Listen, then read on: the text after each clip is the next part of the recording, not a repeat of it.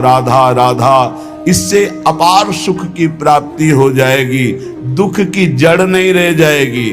सदा आगाध शोभा सिंधु प्यारी जू का वरद हस्त आपके ऊपर रहेगा। प्यारी जू कौन है? परब्रह्म परमात्मा, जिनका जस गाते हैं और जिनकी पग पधारने पर आगे आगे सोहनी लगाते हैं, पुष्प दल बिछाते हैं, वो है श्री राधा। ऐसी श्री राधा का निरंतर नाम रटन करो, आराधना करो। बहुत जल्दी हमारी करुणामयी अलवेली सरकार हैं, बहुत जल्दी प्रसन्न हो जाती हैं। ये प्रसन्न हो गई तो परमात्मा अधीन हो गया, श्री कृष्ण अधीन हो गए। भगवान जिसे अपनाना चाहते हैं उसे सब जगत ठुकराने लगता है। पकड़ो, ये जो रोना धोना शुरू कर देते हो कि अब तो हमसे कोई बात नहीं करता, अब तो ऐसा, ये भगवान की विशुद्ध कृपा है जो ये मोह जाल अज्ञान अविद्या ये तुमसे दूर हो रही है, असलियत समझ में आ रही है। विश्वास कीजिए इस बात पर, भगवान की कृपा की अवहेलना मत कीजिए। यदि तुम्हें कोई तिरस्कार कर रहा है, तुमसे कोई बात नहीं कर रहा है, तुम्हारे सामने भारी समस्याएं आ रही, तो कृपा है हमारे श्री हरि की। अब ऐसा विधान होने वाला है जिससे जन्म जन्म की बिगड़ी बनने वाली है। मान लो बात, भगवान जिससे अपना प्रेम देना चाहते हैं उसको सब जगत से ठोकर लगवा देते हैं। ऐसा ही है, ऐसा ही है। जिस पर भगवान कृपा करते हैं उसे जगत में कोई प्यार नहीं करता, और वो ठुकराया हुआ जगत का जब भगवान के द्वार पर आता है तो निहाल हो जाता है। कृपा करते हैं तब ठुकराते हैं, ये कृपा होती है। अगर चिंतामणि वैश्या बिल्व मंगल जी को ठोकर न लगाती तो भगवत साक्षात्कार की योग्यता ना थी। जगह जगह पर ऐसा देखा गया कि जब जगत की ठोकर लगी तो भगवान का द्वार उसे दिखाई दिया। फिर भगवान ने इतना ऊंचा उठा दिया कि उसे भगवान स्वरूप मानने लगे हम। बिल्व मंगल जी को बिल्व मंगलाचार्य भगवत स्वरूप माना गया। किसी भी वस्तु से, व्यक्ति से, स्थान से जब ममता होती है तो अज्ञान इतना बढ़ जाता है कि भगवान हैं भी कि नहीं ऐसा संशय होने लगता है। ये महापुरुषों के वचन हैं। जब भगवान कृपा करते हैं और सब जगह से ठोकर लगती है और ममता भगवान के चरणों में हो जाती है, तब उसको जो ज्ञान, जो आनंद प्राप्त होता है वो कहीं नहीं है। जैसे हम स्वप्न में बाजार देखते हैं, मित्र देखते हैं, शत्रु देखते हैं, अच्छा देखते हैं, बुरा देखते हैं, लेकिन जब जगते हैं तो सब झूठा होता है। ऐसे ही उमा कहो मैं अनुभव अपना, सत हरि भजन जगत सब सपना। जब भगवान कृपा करते हैं तो स्वप्न टूट जाता है जगत का, जो हम ये माने हुए हैं ये मेरे, ये अपने, ये मुझे बहुत प्यार करते हैं, झूठा स्वप्न टूट जाता है। भगवान उसी को मिलते हैं जो अपने आप को अपनी मानी हुई मान्यता के सहित अपना अस्तित्व भगवान के हाथ दे देता है। भगवान ऐसे उपासक को अपने आप को दे देते हैं। सौदा पक्का, आप अपने आप को दे दीजिए, कुछ न रहे आपका, तो भगवान अपने आप को दे देंगे। अहम भक्त पराधीनो असुतंत्र इव दीजिए, मैं भक्तों के हाथ बिका हुआ दास हूं। भगवान कहते मैं हूं भक्तन को दास, भगत मेरे मुकुटमणि।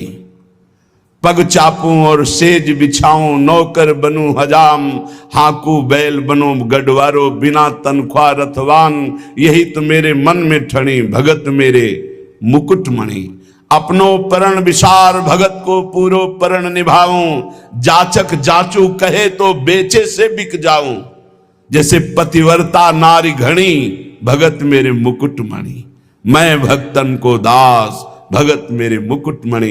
यदि भक्त अपना सर्वस्व समर्पित कर देता है तो भगवान भी भक्त के हाथ में बिक जाते हैं।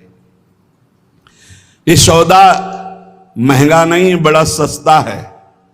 क्योंकि आप अपना जीवन तो भोगों में ही बेच दिए जो नाशवान है। एक बार ये सौदा करके देखो, बहुत महंगा है, बहुत सस्ते में मिल रहा है। प्राण दिए ये प्रेम न पइए, ऐसो महंगो आए सखीरी। बड़ा महंगा है, अगर प्राण देने से मिल रहा है तो दौड़ के ले लो, कहीं दूसरा ना ले ले। हमारा जीवन सार्थक हो जाएगा यदि हम अपने आप को श्री भगवान के हवाले कर दें। मन वचन कर्म से अब मैं आपका हूं, दुख दो या सुख दो, दुर्गति हो या सदगति हो, अब केवल आप ही मेरी गति हो। बहुत बड़ी उत्तम बात है। भगवान के लिए अपना सर्वस्व समर्पित कर दो, अभी बेपरवाह हो जाओगे। ये जो चिंता है, जो शोक है, जो नाना प्रकार की परेशानियां हैं, ये अहंकार कारण है। अहंकार। भगवत प्राप्ति कुछ कठिन नहीं है, बिल्कुल कठिन नहीं है, किसी साधन की जरूरत नहीं है। साधन केवल असाधन त्यागने के लिए, असाधन त्याग दो, अभी भगवत स्वरूप प्रकाशित हो जाए। क्योंकि वो है, जो है उसको किसी साधना से पैदा नहीं किया जाता, वो है। साधन से असाधन का नाश हुआ, मन शांत और निर्मल हुआ, भगवत साक्षात्कार हो गया। पर एकमात्र समर्पण इसमें काम करता है। मन वचन कर्म से समर्पण। एक पद महापुरुषों ने गाया कि हरि मेरा सर्वस्व आपको समर्पित है, मेरी गति तुम ही, अनेक प्रकार से अपने भक्त का सुख। भगवान का एक नाम है भक्त जनमन रंजन। अपने भक्त के मन को अपार आनंद देने वाले बन जाते हैं। प्रायः लोग डिप्रेशन के शिकार होते चले जा रहे हैं। क्यों? कल भी एक यहां बहुत परेशान डिप्रेशन है कि आप समझिए पहले। व्यर्थ का चिंतन, व्यर्थ की कल्पना, व्यर्थ का भय, व्यर्थ की घबराहट, कहीं ऐसा ना हो जाए, कहीं ऐसा ना हो जाए। क्यों ऐसा हो रहा है? पाप कर्म किए हैं, पाप कर्म किए हैं। अब उनके दंड का समय आ रहा है, तो सबसे पहले बुरी दशा आने के पहले बुद्धि बदली जाती है। जेहि का विधना दारुण दुख दीन, तेहि के मति पहले हरिलीन। सिद्धांत को समझो। और व्यर्थ की कल्पना, अगर उसी समय ये बात आने लगे पॉजिटिव, क्या होगा? भगवान मंगल करेंगे, अभी डिप्रेशन खत्म होना शुरू हो जाए। पहली बात, पाप नष्ट हुए बिना तुम्हारा मन निश्चिंत, निशोक, निर्भय नहीं होगा। प्यारे, दवाइयों से समय काट सकते हो, लेकिन पूर्ण स्वस्थ नहीं हो सकते। पूर्ण स्वस्थ तब होगे जब आपका मन निर्मल होगा, मन शांत होगा, मन पॉजिटिव चिंतन करेगा, सकारात्मक चिंतन करेगा। और वो तब होगा जब आप नाम जप करोगे, जब भगवान का भरोसा ले लोगे। तो बड़ी से बड़ी विपत्ति में भी अब क्या होगा?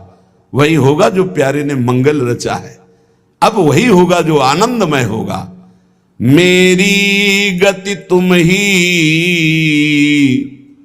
अनेक तोष पाऊं, चरण कमल नख मनि पर विषय सुख बहाऊं।